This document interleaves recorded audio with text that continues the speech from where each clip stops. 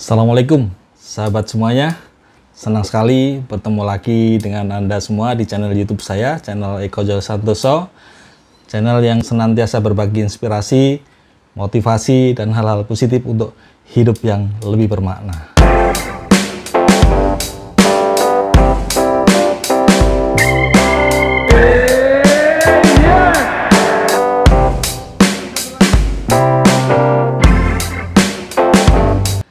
Sahabat, semoga Anda semua sehat walafiat, bahagia, sejahtera bersama keluarga.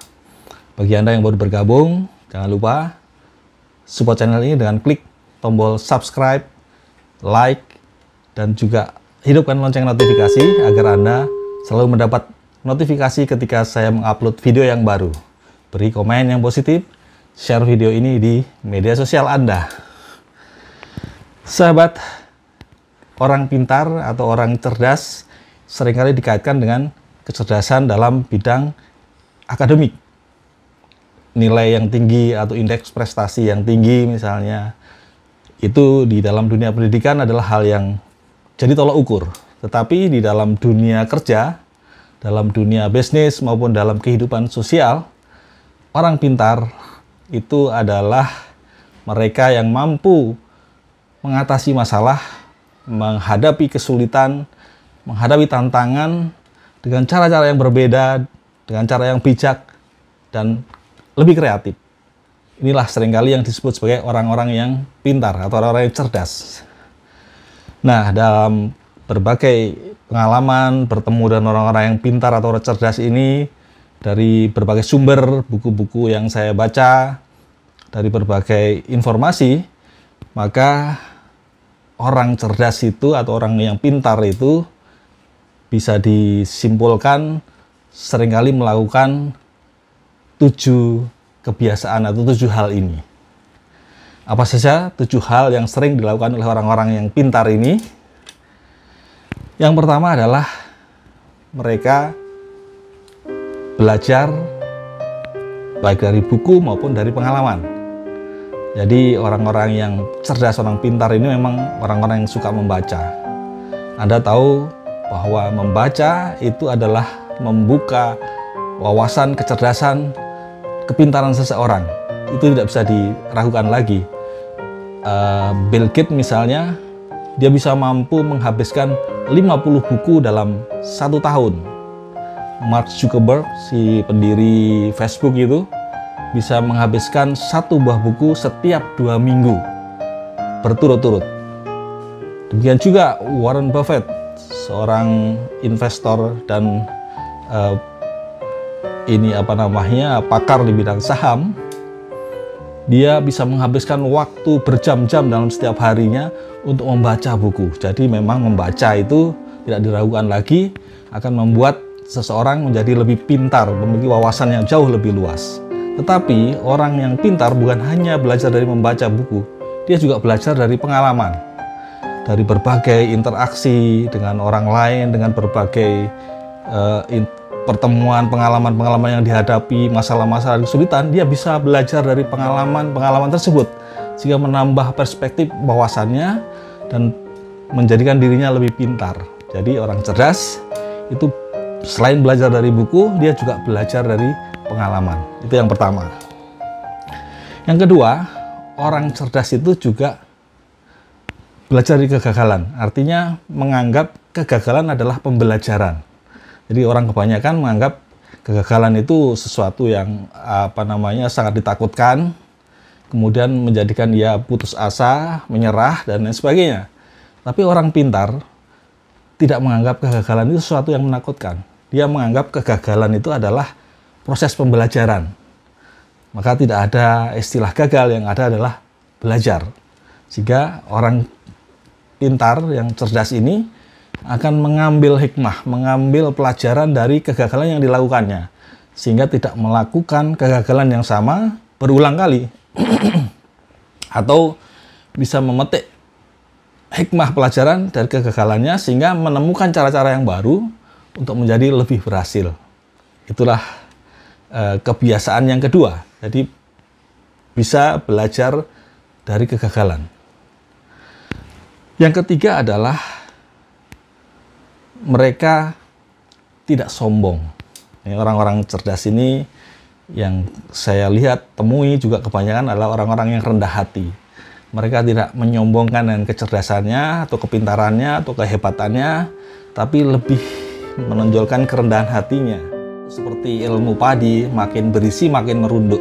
Jadi makin pintar dia justru makin terlihat rendah hati, tidak menyombongkan dirinya. Karena orang pintar itu dalam mengambil keputusan, dalam mengambil satu sikap, tindakan, dan sebagainya terlihat berbeda dibandingkan orang kebanyakan, sehingga orang lain akan melihat dan tahu bagaimana ia mengambil sikap, keputusan, tindakan yang lebih berbeda, lebih kreatif atau lebih berbeda dibanding yang lain. Jadi orang-orang pintar ini salah satu kebiasaannya adalah tidak menyombongkan diri, tapi lebih pada rendah hati. Kemudian yang keempat adalah mampu mengendalikan diri. Jadi orang-orang pintar ini punya kemampuan mengendalikan diri yang baik, pengendalian emosi yang baik, tidak mudah tersulut emosi, tidak mudah terpancing emosi, kemudian bersikap, berperilaku yang tidak baik atau menyesal kemudian. Karena orang pintar ini cenderung berpikir terlebih dahulu sebelum bersikap atau bertindak atau berucap atau menulis. Maka kalau dalam bermedia sosial misalnya, orang-orang pintar ini akan bijak bermedia sosial, tidak terburu-buru menulis status, tetapi berpikir dulu sebelum menulis statusnya, apakah statusnya ini bermanfaat, baik atau tidak, atau bahkan menyinggung orang lain dan sebagainya, sehingga tidak ada penyesalan di kemudian hari. Itulah ciri atau kebiasaan yang dilakukan oleh orang-orang pintar. Jadi mampu mengendalikan diri. Kemudian yang kelima adalah orang-orang pintar ini menyediakan waktu untuk dirinya sendiri, atau seringkali disebut sebagai me time. Menyediakan waktu untuk diri sendiri, untuk merenung, untuk berintrospeksi, untuk melihat satu kejadian yang ada di sekitarnya, sehingga bisa mengambil hikmah pelajaran dan perspektif baru dari sudut pandangnya. Karena kalau selalu berada dalam keramaian, selalu berada dalam banyak orang, itu akan sulit untuk bisa melihat lebih jernih tentang sesuatu hal yang ada di sekitarnya. Maka dia menyediakan waktu untuk dirinya sendiri atau melakukan me time, untuk melakukan introspeksi, untuk melihat perspektif baru dari sudut pandang yang berbeda, sehingga menambah keluasan wawasan dan sudut pandangnya. Inilah yang biasa juga dilakukan oleh orang-orang pintar. Maka kadang-kadang ada orang pintar terlihat menyendiri misalnya, atau mengambil waktu untuk berdiam diri. Itu sebenarnya mungkin pikirannya berkelana dalam menyelesaikan satu masalah, melihat satu masalah, dan lain sebagainya. Itu yang kelima. Yang keenam adalah orang-orang pintar ini tidak pelit ilmu, atau senang berbagi ilmu, senang sharing. Entah sharing ilmunya, pengetahuannya, keterampilannya melalui berbagai media, melalui WhatsApp group, melalui seminar, training, melalui YouTube channel seperti ini. Dia tidak pelit ilmu untuk berbagi dengan teman-temannya, dengan siapa saja yang membutuhkan, dan sekiranya ilmunya bermanfaat, dia akan sharing.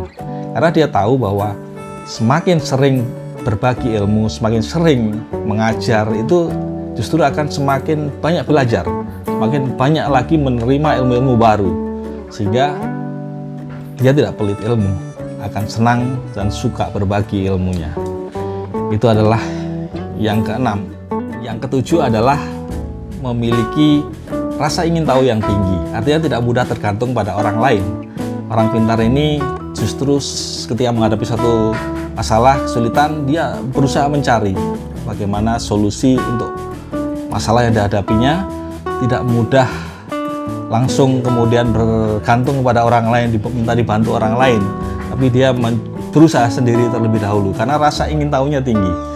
Ada hal-hal yang sering justru ingin diketahui, justru dia ingin terus mencari, penasaran untuk terus bisa mengetahui bagaimana menyelesaikan satu kesulitan, masalah atau tantangan yang dihadapi. Kalau kemudian terpaksa, barulah kemudian akan meminta bantuan orang lain. Tetapi karena rasa ingin tahu yang tinggi, biasanya orang-orang pintar ini akan berusaha mencari bagaimana cara mencari solusi itu dari berbagai sumber, dari berbagai bacaan, dari berbagai